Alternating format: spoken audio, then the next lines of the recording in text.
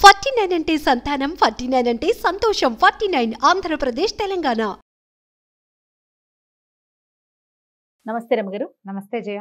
రమగారు, మనకి దీపావళికి ముందు ధనత్రయోదశి చేసుకుంటాం కదా. ఈ రోజు యొక్క విశిష్టత ప్రతి సంవత్సరం మీరు చెప్తూనే ఉంటారు, నేను వింటూనే ఉంటాను. మళ్ళీ ఇంకొకసారి ఏటా వచ్చేది అంతే. ఒక్కొక్కళ్ళు ఒక్కొక్క రకం. మనం ధనత్రయోదశి పెద్దగా చేసుకునే విధానమే మన తెలుగు వాళ్ళకి లేదు.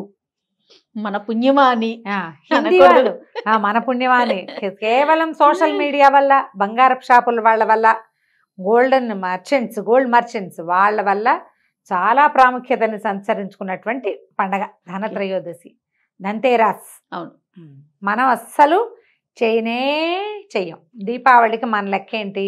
ఒకవేళ ఇళ్లలో చేసుకుంటే బూజులు దులుపుకోవడం మెయిన్. అవునండి, మొత్తం శుభ్రం చేసుకోవటం, పాతవి బారేయటం, ఇల్లు శుభ్రం చేసుకోవటము, ప్రమిదలు కొనుక్కోవటము, తర్వాత ఏమో దీపావళి టపాసులు ఏమైనా వీలైతే చేసుకోవటం, దీపావళి నోములకి తయారీ చేసుకోవటం, అంతే.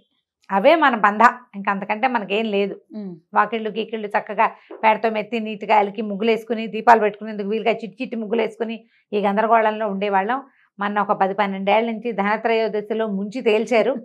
కాబట్టి ప్రతిసారి కొనుక్కోవాలా, వాళ్ళు మా అత్తగారు కొన్నారు, వాళ్ళు కొనుక్కున్నారు, నేను కొనుక్కోపోతే ఎట్లా? నువ్వు కొనుక్కోవడానికి ఒక రోజు కోసం ధనత్రయోదశి వచ్చింది అంతే, అంతకంటే ఏం లేదు. నిజానికి మనం బంగారం వెంబడబడుతున్నాము. నార్త్ ఇండియన్స్ అందరూ కూడా దీపావళికి కొత్త వస్తువులు కొనుక్కుంటారు. వాళ్ళకి దీపావళి ప్రధానమైన పండుగ. వస్తువు అంటే ఏంటి రమ్మగారు? ఏదైనా ఇప్పుడు మా అక్కయ్య అహ్మదాబాద్లోనే ఉంది, గుజరాత్లో ఉన్నారు కదా.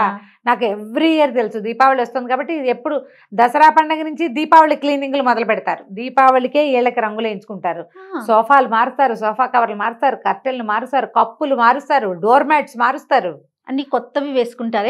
ఏవో ఒకటి కొత్తవి, అన్ని కొత్తవి తీసుకోగలిగే వాళ్ళు కొత్త వేసుకుంటారు. కనీసం ఏదో ఒక కొత్త వస్తువు, మన కొత్త బట్టలు వేసుకుంటాం చూడు, అట్లా వస్తువులు ఏంటంటే వాటితోటి లక్ష్మీదేవి వస్తుందని వాళ్ళ నమ్మకం. ఎక్కువగా వ్యాపారస్తుల ఇళ్లలో ఇవి విశేషంగా కనబడతాయి. అవును, మొత్తం ఒకళ్ళ వాసన పక్కింటి వాళ్ళకి, మన ఇంట్లో మొగలి పూలు ఉంటే పక్కింట్లో కూడా వాసన వస్తుంది.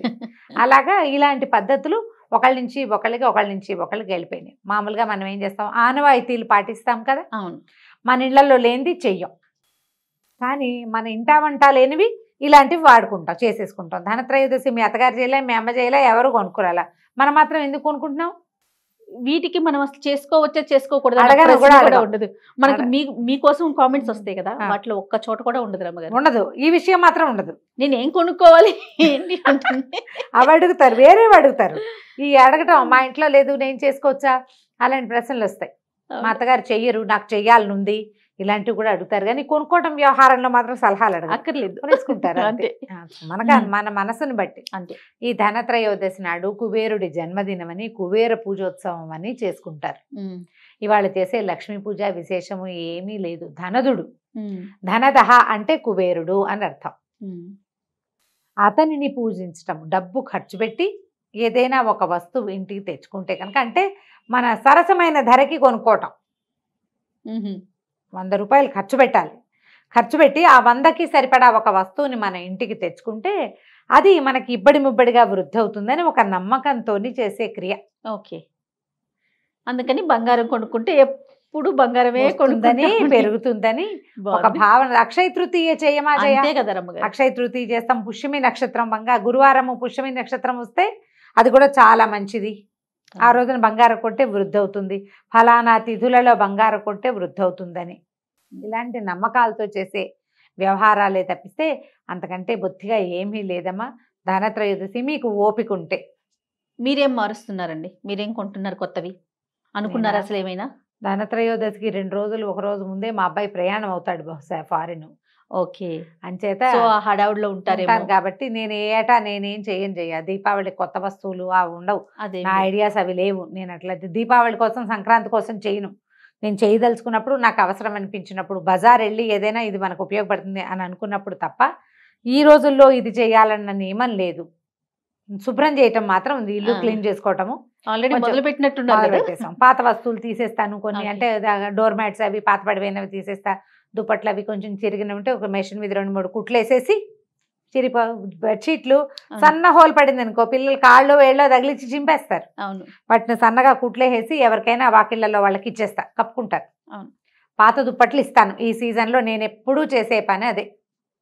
దుప్పట్లు, పిల్లో కవర్సు ఎవరికైనా ఇచ్చేసి కొనుక్కుంటే కొన్ని 1-2-3 కొత్త దుప్పట్లు కొంటాను. ఈ సంవత్సరం మా అక్కయ్య తెచ్చింది కాబట్టి ఆ పని కూడా లేదు. ఓకే. గుజరాత్ నుంచి వచ్చాయండి.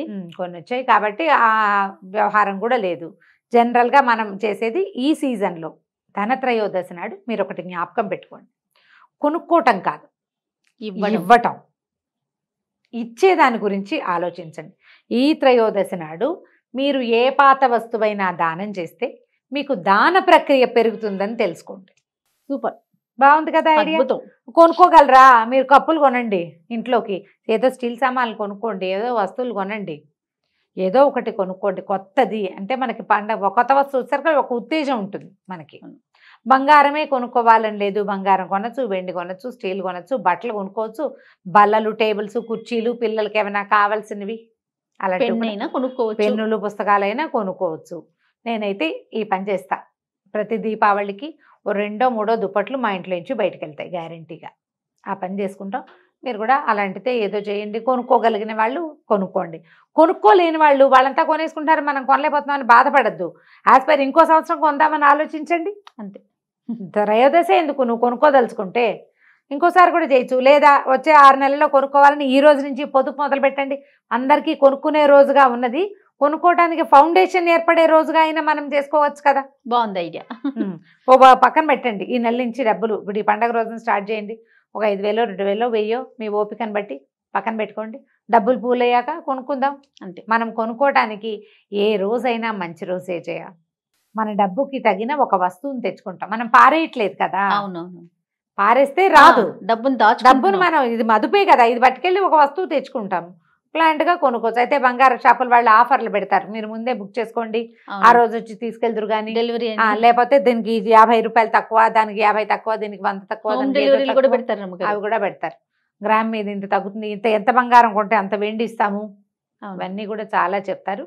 కాకపోతే బట్టలు కొనుక్కోకుండా ఉండాలి అని అనుకుంటా జయ నేను. చిరిపోతాయి కదా, అలా కాకుండా వస్తువు వాడకంగా ఉంటుంది. రోజువారీ వాడుకునే వస్తువులు కొనుక్కుంటే యూటిలిటీ కూడా బాగుంటుందేమో. ఈ రోజున ఇది మంచి రోజు అని చెప్తారు కదా. అవునవును. ఇలా ఆలోచించండి. ప్రీవియస్ వీడియోస్లో కూడా కొంచెం అటు ఇటుగా ఇలాగే చెప్పామమ్మా. అవును. ఈ ఏడాది కొత్త ఐడియాస్ ఇంకేమైనా యాడ్ చేసాము, వాటిని కూడా పాటించడానికి ట్రై చేయండి. మీ సొంత ఐడియాస్ ఏమైనా ఉంటే వాటిని తప్పకుండా ఇంప్లిమెంట్ చేయండి. మంచి పనికి ఎప్పుడు కొత్తదనం కావాలి. అవునండి. కొత్త ఐడియాస్ యాడ్ చేయండి బెస్ట్ థింగ్స్ చేయటం కోసం. అనవసరంగా వృధాగా ఖర్చు పెట్టకండి, ఖర్చు పెట్టలేదని బాధపడకండి. హ్యాపీగా దీపావళిని చేసుకోండి. రైట్ రమ్మ గారు, నమస్తే. నమస్తే.